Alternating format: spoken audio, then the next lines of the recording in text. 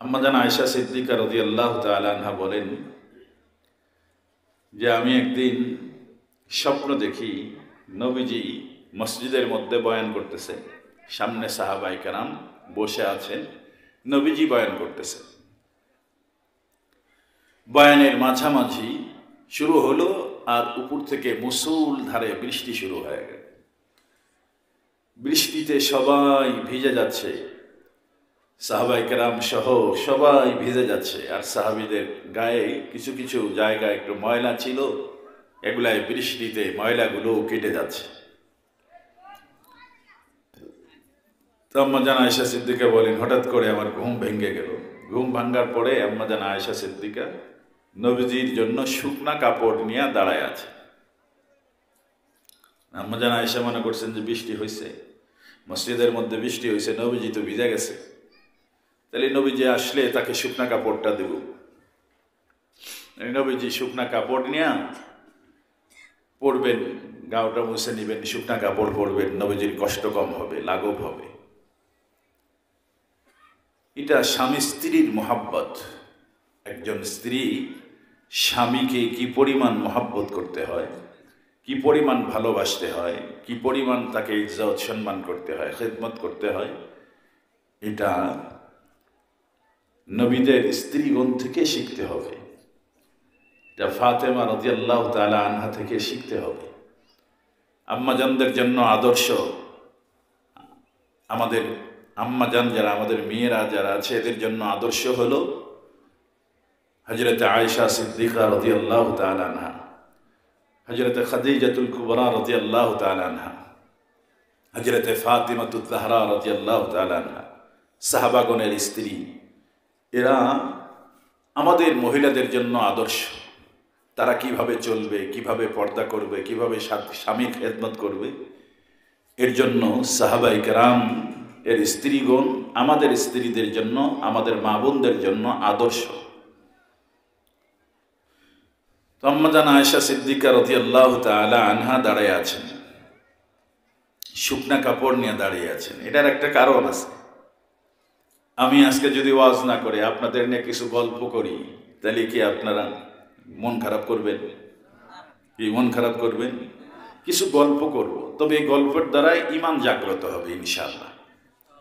এবং এটা এমন কিছু গল্প, এমন কিছু মানুষের গল্প যাদের নাম উচ্চারণ করলে আল্লাহ পাকের পক্ষ থেকে রহমত আর বরকত, সাকিনা নাজিল হয়। এমন কিছু মানুষ, যেমন আম্মা জান আয়েশা সিদ্দিকা রাদিয়াল্লাহু তাআলা আনহা, এটা এমন একজন নারী যার পবিত্রতা বর্ণনা করে আল্লাহ পাক কোরআনে কারীমের মধ্যে একাধিক আয়াত নাজিল করেছেন। যার পবিত্রতা বর্ণনা করেছেন আল্লাহ পাক স্বয়ং নিজে। কোরআনের মধ্যে আল্লাহ তাআলা একাধিক আয়াত, অনেকগুলো আয়াত নাজিল করে আম্মা জান আয়েশা সিদ্দিকার পবিত্রতা বর্ণনা করেছেন। এমন নারী হলেন আয়েশা সিদ্দিকা। এদের নাম যে মজলিসের ভিতরে নেওয়া হয়, ওই মজলিসের ভিতরে আল্লাহ পাকের রহমত, বরকত, সাকিনা দিয়া ভরে যায়। এটার একটা কারণ ছিল, একদিন নবীজিও আয়েশা সিদ্দিকার জন্য, নবীজিও কাপড় নিয়ে দাঁড়ায় আছিলেন। আয়েশা সিদ্দিকা, বৃষ্টি নামছে তো আয়েশা সিদ্দিকা ভিজছে। এত বেশিক্ষণ বৃষ্টির মধ্যে ভিজছে, বাচ্চা মানুষ ছিলেন তো। আয়েশা সিদ্দিকার যে শীত লেগে গেছে, তখন যখন শীত লাগছে তখন কাঁপতে কাঁপতে ভিতরে ঢুকতেছে। নবী আলাইহিস সালাম আয়েশা সিদ্দিকার জন্য শুকনা কাপড় নিয়ে অপেক্ষা করতে আছেন। সুবহানাল্লাহ বলেন। স্বামী স্ত্রীর মহাব্বত, এটা আদর্শ। আমরা হইলে কি করতাম? ছাতা একটা নিয়ে, লাঠি একটা নিয়ে বের হইতাম। এই তোরে বৃষ্টির মধ্যে ভিজতে কইছে কে? তাই না? ছাতা একটা নিয়ে, লাঠি একটা নিয়ে বের হইতাম। তো নবীজি ছাতাও নাই, লাঠি নিয়ে বের হন নাই। নবীজি শুকনা কাপড় নিয়ে স্ত্রীর জন্য অপেক্ষা করতে আছে। আম্মি জান হযরতে আয়েশা সিদ্দিকা রাদিয়াল্লাহু তাআলা আনহা যখন ঘরে প্রবেশ করছেন, নবীজি শুকনা কাপড় দিয়ে বললেন, আয়েশা তুমি ঠান্ডা হয়ে গেছো, শীত লাগতেছে, এই যে তাড়াতাড়ি করে, জলদি করে তুমি তোমার গাউটা মুছে ড্রেসটা চেঞ্জ করে নাও। তো সেদিন থেকেই আম্মা জান আয়েশা সিদ্দিকা রাদিয়াল্লাহু তাআলা অপেক্ষায় ছিলেন, নবীজির সাথেও আমি এমন একটা ব্যবহার করব, এর প্রতিশোধ তো নিতে হবে নবীজির কাছ থেকে, এটা তো ফিরাইয়া দিতে হবে। নবীজি আমার সাথে যে মহাব্বত, যে ভালোবাসা দেখাইছেন, আমিও নবীর সাথে এমন মহাব্বত আর ভালোবাসা দেখাবো। সাহাবাই কেরাম স্বামীর প্রতি, মহিলা সাহাবীরা স্বামীর প্রতি এতটাই যত্নবান ছিলেন যে সন্তান মারা গেছে, নিজের সন্তান মারা গেছে, স্বামী বাহিরে গেছে, স্বামী দিনের কাজে বাহিরে গেছে, স্বামী আসতেছে, একজন খবর দিছে তোমার স্বামী আসবে, এদিকে সন্তান মারা গেছে, মা তার মৃত সন্তানের লাশ সামনে নিয়ে বসে বসে কাঁদতেছিলেন। এমন সময় কে যেন বাহির থেকে বলতেছে, হে অমক, দেখো তোমার স্বামী তলহা আসতেছে, তোমার স্বামী আসতেছে। বলার সাথে সাথে মহিলা তার ছেলের লাশটাকে নিয়া ঘরের এক কর্নারে নিয়া এটাকে রাইখা একটা চাদর দিয়া সুন্দর করে লাশটাকে ঢেকে রেখেছে। স্বামী স্ত্রীর মহব্বতের কথা আমি বলতেছি, মা বোনটা খুব ভালো করে শুনবেন, আপনারাও শুনবেন। নিজের ছেলের লাশ ঘরের কর্নারে নিয়ে সুন্দর করে একটা চাদর দিয়া ঢেকে রাখছে, না দেখে মতো, আর নিজে মুখের ভিতরে পানি দিয়া মুখটা সুন্দর করে ফ্রেশ করে ধুয়ে নিজে যায় বাড়ির গেটের সামনে দাঁড়ায় আছে।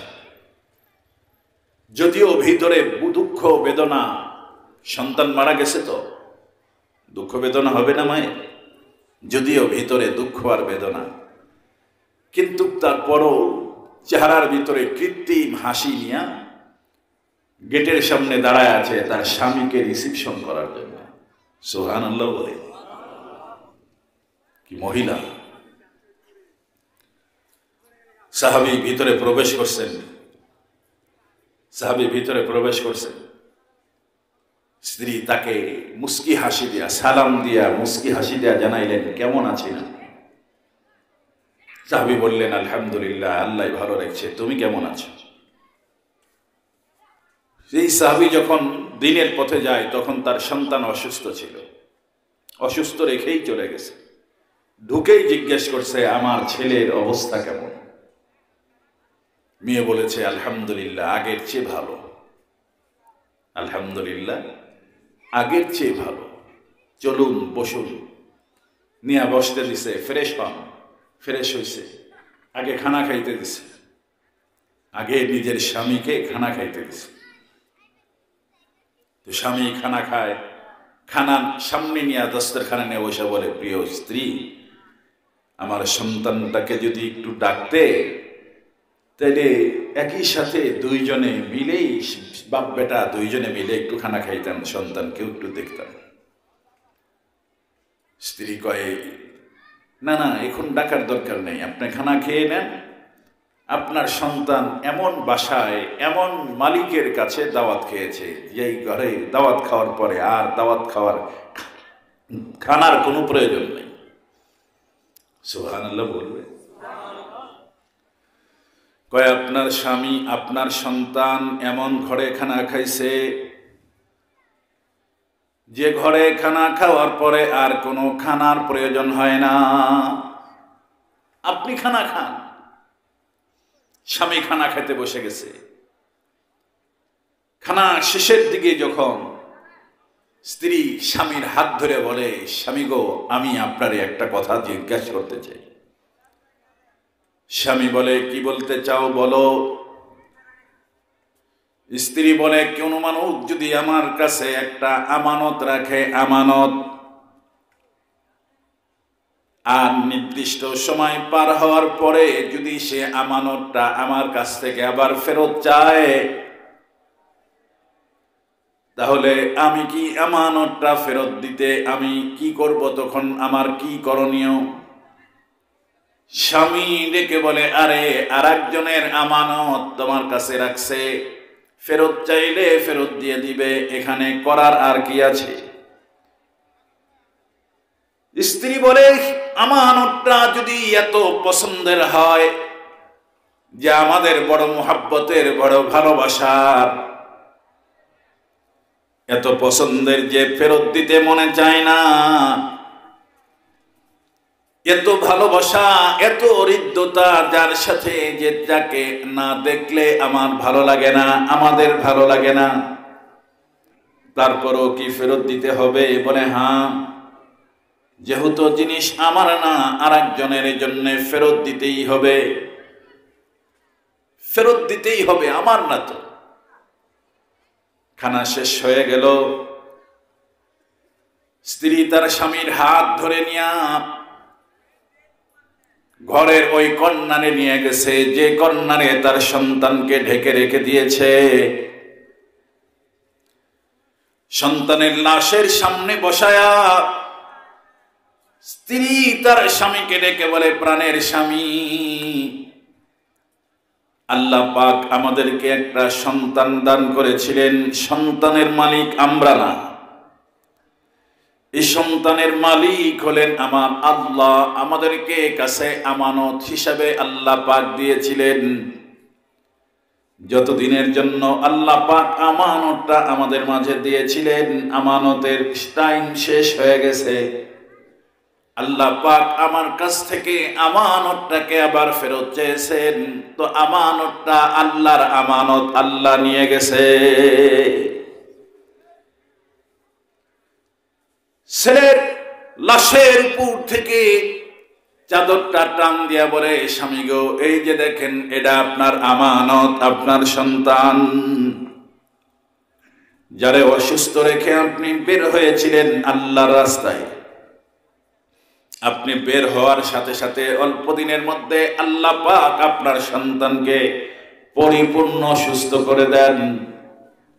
আজকে হঠাৎ করে সকালবেলা থেকে আবার অসুস্থ হয়ে দেখতে দেখতে আপনার সন্তান মৃত্যুর করে ঢলে পড়ল। আল্লাহর দেওয়া আমানত আল্লাহ নিয়ে গেছে, আমার করার কিছু নাই। আপনি যখন আসলেন, আমাকে একজন তখন বলল, এই অমকের মা, অমকের বাবা আসছে। আমি আমার সন্তানটাকে সুন্দর করে ঘরের কর্নারের ভিতরে রেখে চাদর দিয়া ঢাইকা রাখলাম। নিজের চেহারার ভিতরে কৃত্রিম হাসির ঝলক নিয়ে আমি আপনাকে রিসিপশন করলাম। কেন জানেননি? কারণ আপনি আমার স্বামী। দীর্ঘদিন বাহিরে থাকার পরে ঘরে আসতেছেন, কখন খেয়েছেন, পেটের অবস্থা কি, আপনার অবস্থা কি, কিছুই আমি জানি না। আপনি আসার পরে যদি দেখতেন আপনার সন্তান মারা গেছে, আমি ক্রন্দনরত অবস্থায় যদি দেখতেন, তাহলে আপনি খানা খাইতেন না, আপনার বড় কষ্ট হতো। না খেয়ে আছেন, বহুদূর থেকে এসেছেন, আপনার বড় কষ্ট হইতো। এই যে আমার আচরণের কারণে আপনি ব্যথা পাইলেন, কষ্ট পাইলেন, এর জন্য আল্লাহ পাকের আদালতের ভিতরে আমাকে আসামির কাঠগড়ায় দাঁড়াইতে হইতো। এই জন্য কৃত্রিম হাসি নিয়া ছেলের লাশ ঢাকিয়া রেখা স্বামীর খেদমত করেছে। এ হলো নারী, এ হলো মুসলিম নারী। নিজের সন্তানের লাশ ঢাইকা রেখা স্বামীর খেদমত করে, এটা মুসলিম নারী। আম্মা জান আয়েশা সিদ্দিকা বলেন, আমিও একদিন সুযোগ পেয়ে গেলাম। আমি দেখলাম পয়গম্বরের উপরে বৃষ্টি বর্ষণ হয়েছে, নবীজির জামা কাপড় সব ভিজে গেছে। আমি ওই জন্য নবীজির জন্য শুকনা কাপড় লইয়া আল্লাহর পয়গম্বরের জন্য অপেক্ষা করতেছিলাম। হঠাৎ যখন পয়গম্বর আমার ঘরের মধ্যে প্রবেশ করলেন, আমি শুকনা কাপড়টা নবীজির দিকে আগায় দিয়া বলছিলাম, ইয়া রাসূলুল্লাহ, এই যে কাপড় চেঞ্জ করে নেন। নবীজি হাতের ভিতরে কাপড়টা নিয়ে মুস্কি হাসি দিয়ে আমাকে বলে, আয়েশা, আমি কাপড় কেন চেঞ্জ করব?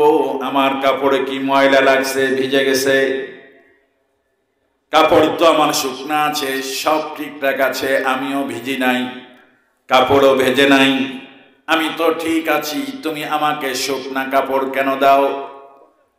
আম্মা জানা আয়েশা সিদ্দিকা নবীজির দেহের ভিতরে, জামার ভিতরে, দেহের ভিতরে হাত লাগাইলেন, পোশাকের ভিতরে হাত লাগায় দেখে আসলে পয়গম্বরের পোশাক শুকনা, ভেজে নাই। আম্মা জানা আয়েশা কান্না শুরু করে দিছে, বাচ্চা মানুষ কান্দে দিছে। পয়গম্বর ডেকে বলে, আয়েশা লিমা তাবকি ইয়া আয়েশা, ও আয়েশা কাঁদো কেন, কি হয়েছে, তুমি কাঁদো কেন? আম্মা জানা আয়েশা বলেন, ইয়া রাসূলুল্লাহ, তাহলে কি আমি মিথ্যাবাদী হয়ে গেলাম? কিসের মিথ্যাবাদী হইলা? কয়, আমি দেখলাম, ঘুমিয়েছিলাম, ঘুমের ঘরে আমি স্বপ্নে দেখলাম বৃষ্টি হইতেছে, আপনি বয়ান করতেছেন, আর আসমান থেকে মুষলধারে বৃষ্টি হইতেছে, বৃষ্টির পানিতে আপনিও ভিজে যাচ্ছেন, আপনার সাহাবীরাও ভিজে যাচ্ছে, সাহাবীদের গায়ের থেকে ময়লাগুলো পানিতে কেটে কেটে সব পানির সাথে ধুয়ে ধুয়ে চলে যাইতেছে। আমি দেখতেছিলাম, ঘুম ভাঙলো, দেখলাম আপনি আমার জন্য একদিন শুকনা কাপড় নিয়ে অপেক্ষা করেছিলেন, এই জন্যে আমিও সুযোগ পেয়েছি, আপনার জন্য শুকনা কাপড় নিয়ে অপেক্ষায় ছিলাম। কিন্তু আমার স্বপ্নটা যে অসত্য হব, মিথ্যা স্বপ্ন হবে, এটা তো আমি কোনোদিন কল্পনা করি নাই। তাইলে কি আমি আয়েশার স্বপ্নটা মিথ্যা হয়ে গেল? আয়েশার স্বপ্নটাকে মিথ্যা হলো? নবীজি বলেন, না আয়েশা, তোমার স্বপ্ন মিথ্যা হয় নাই, তবে তুমি তোমার স্বপ্নের ব্যাখ্যা বুঝো নাই। আয়েশা বলেন, ইয়া রাসূলুল্লাহ, কি ব্যাখ্যা বলুন? নবীজি বলেন, আয়েশা, তুমি যে দেখছো আমি বয়ান করতেছি, আমি সত্যিই বয়ান করতেছিলাম। তুমি যে দেখেছো আসমান থেকে মুষলধারে বৃষ্টি হয়েছে, এটা আসলে বৃষ্টি ছিল না, এটা ছিল আল্লাহর রহমত আর সাকিনা। সুবহানাল্লাহ বলে, এটা ছিল রহমত আর সাকিনা। তুমি যে দেখেছো সাহাবীদের গাও থেকে ময়লাগুলো কেটে পানির সাথে ধুয়ে বের হয়ে চলে যাচ্ছে, এটা ছিল সাহাবীদের সগীরা গুনাহ। আল্লাহর নবী বলেন, যখন কোনো দ্বীনি মজলিসের ভিতরে আলোচনা হয়, দ্বীনি আলোচনা হয়, এভাবেই আসমান থেকে রহমতের বাড়ি দ্বারা বর্ষিত হয়, সাকিনা বর্ষিত হয়, আর এই সাকিনার দ্বারা মানুষের জিন্দগির সগীরা গুনাহগুলো গাও থেকে কেটে এভাবেই চলে যায়।